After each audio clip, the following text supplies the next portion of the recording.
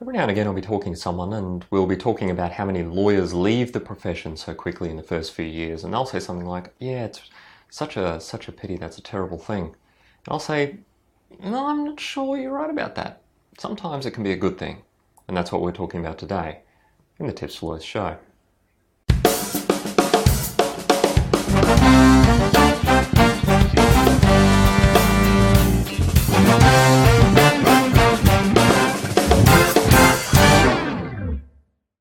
Okay, so you've heard the statistics probably, or if not, then you've got a good feel for it. Lots and lots of lawyers leave the profession within the first few years of practice.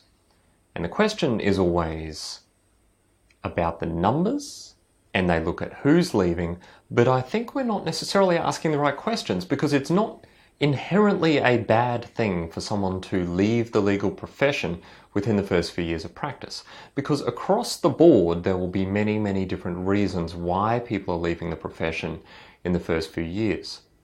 For my part, I think it's going to be much better if you have decided that law is not for you, if you are struggling in the profession not because of the kind of training you're getting or because you've experienced some bad things, but by and large if you are genuinely disliking the practice of law and what it entails, then perhaps you should leave. Perhaps that's going to actually be the better option for you and you should be pursuing something else, because every year, every 5 years, every 10 years that you stay in the profession that you hate is inevitably going to decrease your levels of satisfaction with your life. You're going to obviously be headed towards a certain amount of unhappiness, and you're going to be dragging yourself into work every day. And frankly, in a job as hard as what a lawyer can be, that's not exactly an ideal situation.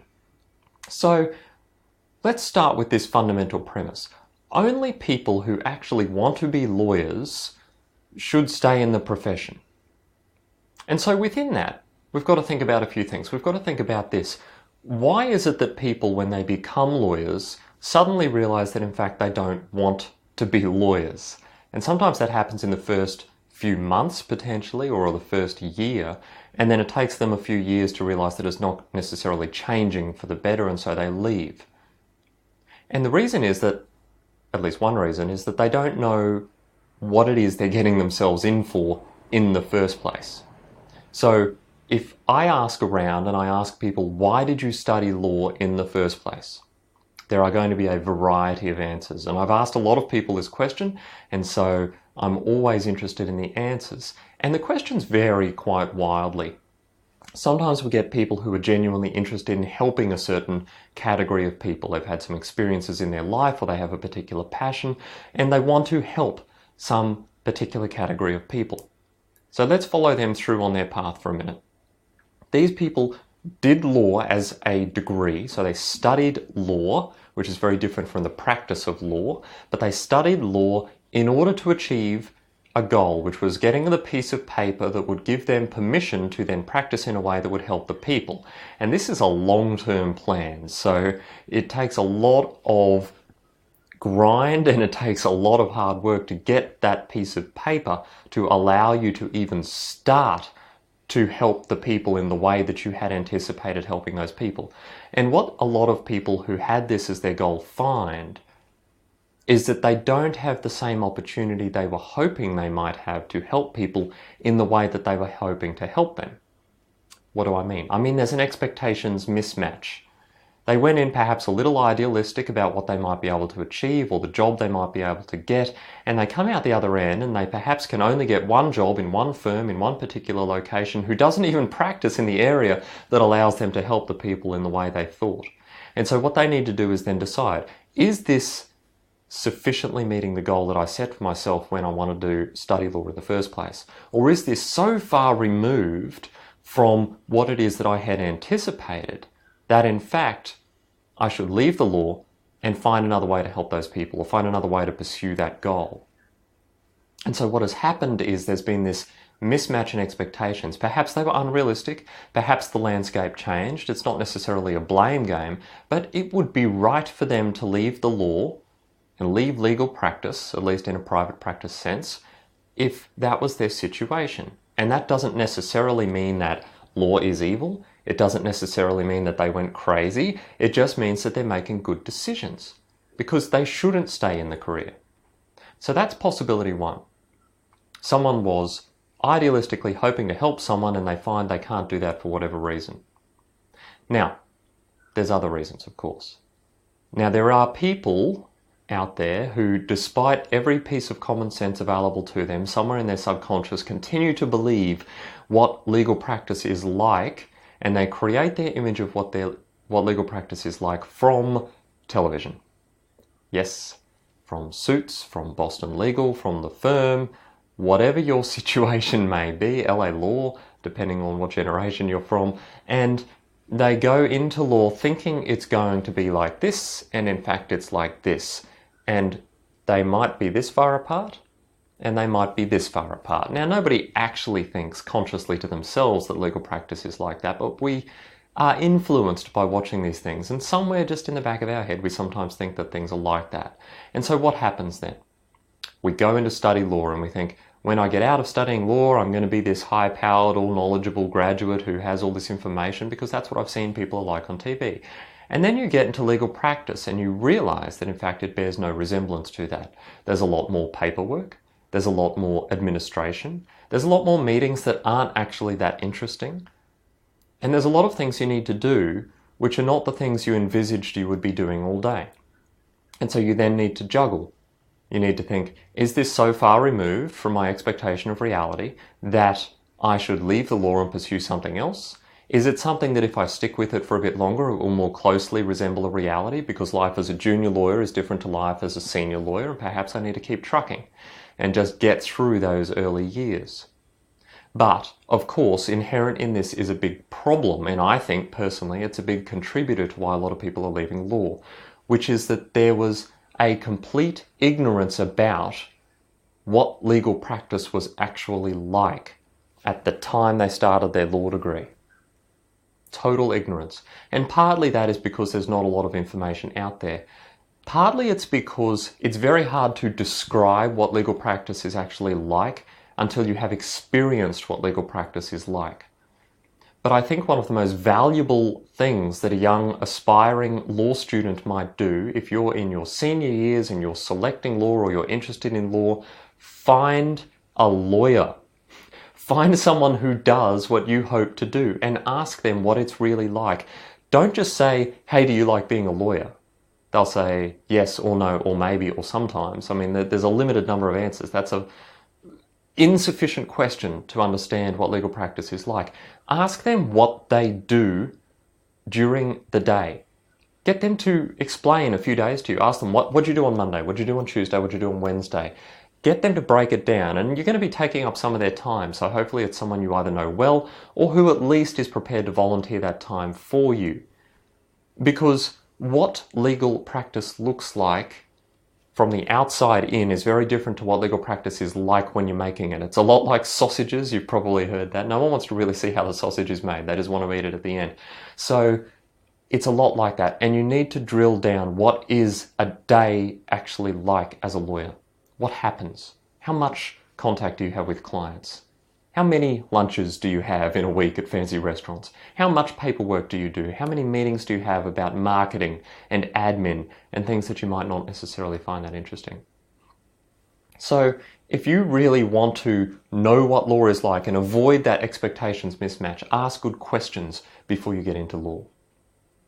Now, the third thing that happens, of course, is that people study law, they're enjoying it, they might get some work experience, and then they get a job and they get lumbered with people that aren't great people.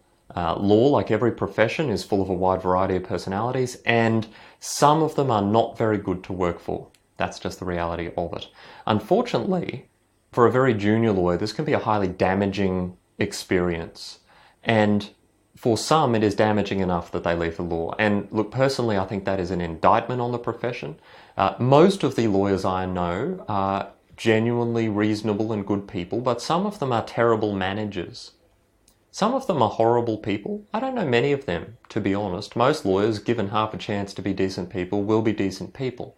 But they might also be decent people but terrible managers, and they can be very hard to work for as well. So what are you going to do in that situation? Obviously, jobs are few and far between at the moment. It's a little bit harder to get a job unless you're a superstar in every dimension. But if you're lucky enough to get a job, you might not be able to get another job in short order. And that's going to make things very challenging for you. I think it's important when you have invested 4 or 5 years of your life and a decent chunk of money into studying law and then getting admitted as a lawyer potentially, I think it's important that you take a little bit of time to assess, is the way you are being treated really fundamental to your experience of law? Don't create a norm out of your experience, is what I'm saying. Because just because you're experiencing something terrible in a particular situation doesn't mean that every situation will be like that. And perhaps what you need to do is duck out of that situation. It's going to be hard to find a job, I accept that, but your longer term success and your longer term mental health, frankly, might depend on that. So be bold in those sorts of decisions, but if you need to make a move, make a move. Don't convince yourself that what you're experiencing is going to be the same as what you experience everywhere. There are a wide variety of places to work, there are a wide variety of people to work for, and you might just need to make that change before you get out of law as your first resort. And of course, the other thing that happens over time is that people find that they're not advancing or that they have other interests. And you've got to make a decision. Do you want to pursue those interests full-time? Do you want to pursue those interests part-time? Can you get some flexible work hours? And some people simply leave because they decide that they are more passionate about something else. It's not necessarily because they hate law. It's not necessarily because they needed to get out. It's just because they have other interests, so they want to pursue them as well. Thankfully, in our modern society, more and more jobs are coming up. Law is still very traditional, but more and more jobs are coming up where you can explore that flexibility while still retaining your legal practice. And that might be something you want to explore as well.